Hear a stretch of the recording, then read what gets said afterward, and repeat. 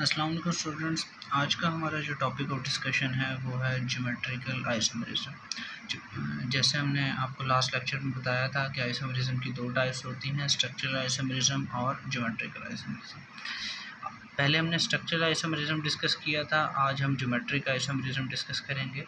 इस geometric isomerism को हम सिस ट्रांस आइसोमेरिज्म भी कहते हैं। जब हम ये टॉपिक पढ़ लेंगे तो आपको पता चल जाएगा कि इसे हम सिस ट्रांस आइसोमेरिज्म क्यों कहते हैं। तो चलें करते हैं स्टार्ट डेफिनेशन के साथ। Those compound which possess the same structural formula but differ with the position but differ with respect to the position of the identical group. क्या मतलब है इसका, इसे हम जो है आपको एक एग्जांपल के ज़रिए से एक्सप्लेन करेंगे। कहता है कि ऐसे कंपाउंड जिनका स्ट्रक्चर फार्मूला सेम होता है, मॉलिक्यूलर फार्मूला सेम होता है, लेकिन उनकी जो पोजीशन है वो डिफरेंट होती है। कैसे डिफरेंट होती है? जैसे हमारे पास C4H8 है, तो C4H8 का क्या नाम होगा? इसका नाम होगा ब्यूटीन होगा। हमने ब्यूटीन क्यों कहा? क्योंकि ये अल्कीन फैमिली का मेंबर है ये। और आपको कैसे पता चलेगा कि अल्कीन फैमिली का मेंबर है? आपको स्टार्ट में हमने बताया था कि आपने इनके जनरल फार्मूलाज याद रखने हैं। अल्केन के लिए CnH2n+2, अल्कीन के लिए क्या होगा? CnH2n, यानी कि जितने कार्बन हैं डबल हाइड्रोजन होंगे। तो इसमें 4 कार्बन हैं तो हाइड्रोजन कितने हैं? 8 हैं। तो ये है ब्यूटीन। ब्यूटीन के जो है 2 आइसोमर्स बनते हैं, एक तो ये आइसोमर है और एक ये आइसोमर है। इन दोनों में जो है वो फ़र्क क्या है? यहाँ पर हम मिस कर गए डबल बॉन्ड। अच्छा, तो इन दोनों में क्या फ़र्क है?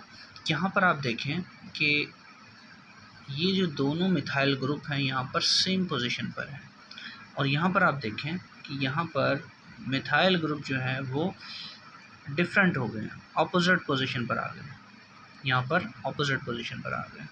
और इसे जो है हम कहते हैं सिस, और इसे हम कहते हैं ट्रांस कहते हैं। जहाँ पर सेम पोजीशन पर सेम आइडेंटिकल ग्रुप लगे होते हैं तो वो कहलाता है सिस कहलाता है, और जहाँ पर ऑपोजिट लगे होते हैं वहाँ वो कहलाता है ट्रांस कहलाता है।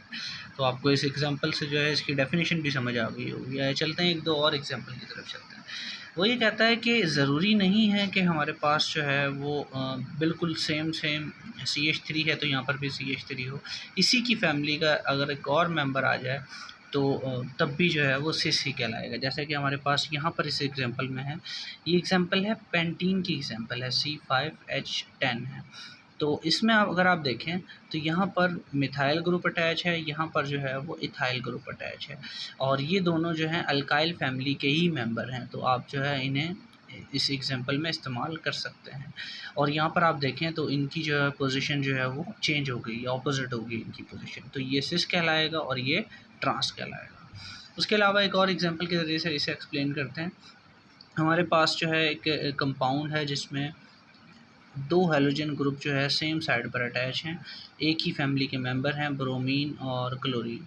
तो ये दोनों हैलोजन फैमिली के मेंबर हैं। अगर ये सेम साइड पर हैं तो ये सिस कहलाएगा, और अगर ये जो है ऑपोजिट साइड पर आ गए हैं तो ये जो है ट्रांस कहलाएगा। तो अब जो है आपको इन एग्जांपल्स के ज़रिए से आपको इसकी डेफिनेशन जो है वो क्लियर हो गई होगी कि ऐसे कंपाउंड जिनका सेम स्ट्रक्चर फार्मूला होता है but differ with respect to the position of the identical group, इसके जो ग्रुप्स हैं वो उनकी पोजीशन जो है वो चेंज होती रहती है। इस तरह की आइसोमेरिज्म को हम ज्योमेट्रिकल आइसोमेरिज्म कहते हैं।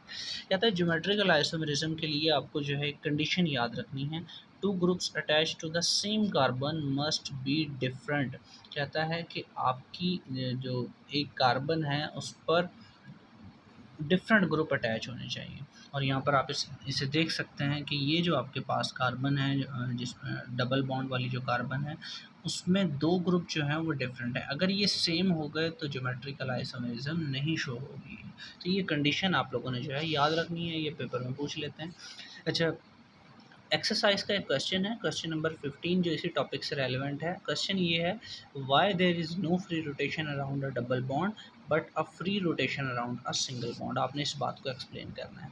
वही कहता है कि सिंगल बॉन्ड के जो है उसके इर्द गिर्द रोटेशन होती है और उसके ज्योमेट्रिकल आइसोमेरिज्म नहीं बनते, लेकिन डबल बॉन्ड के अक्रॉस जो है वो रोटेशन नहीं होती, उसके जो है वो सिस और ट्रांस बनते हैं। सिंगल बॉन्ड के सिस और ट्रांस आपको नहीं मिलेंगे, और आपको जो है डबल बॉन्ड के मिलेंगे। तो वो यही पूछ रहा है कि सिंगल बॉन्ड की जो है वो रोटेशन हो जाती है और डबल बॉन्ड की रोटेशन क्यों नहीं होती। तो उसे हम एक्सप्लेन करेंगे इस एग्जांपल से। आपके पास ये कंपाउंड का स्ट्रक्चर है वो है CH3 single bond CH3, alkane family का मेंबर है ये।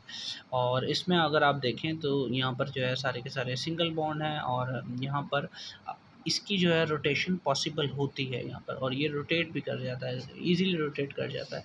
लेकिन अगर आप डबल बॉन्ड को देखें तो यहाँ पर आप देखें कि यहाँ पर पाई बॉन्ड होता है यहाँ पर, जिसकी अपर डेंसिटी होती है और लोअर डेंसिटी होती है। ये इसकी रोटेशन को जो है वो फ्रीज कर देता है, रिस्ट्रिक्टेड रोटेशन आ जाती है यहाँ पर।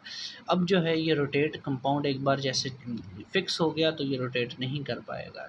और अगर ये जो है इस तरह अपोजिट साइड पर होकर फिक्स हो गया तो एक बार जो इसके ट्रांस बन जाएंगे। अगर सेम साइड इस तरह फिक्स हो गया तो ये जो है सिस बना लेगा ये। तो डबल बॉन्ड की जो है रोटेशन पॉसिबल नहीं होती। जिस तरह ये आपस में ज्वाइन हो जाते हैं उसी तरह जो हैं ये हमें शो होते हैं, और इसी तरह फिर हमें इनके सिस भी मिलते हैं और हमें ट्रांस भी मिलते हैं। तो ये छोटा सा क्वेश्चन है, आप लोगों ने पेपर के हवाले से याद रखना है। और ये आज का हमारा लेक्चर था। Thank you.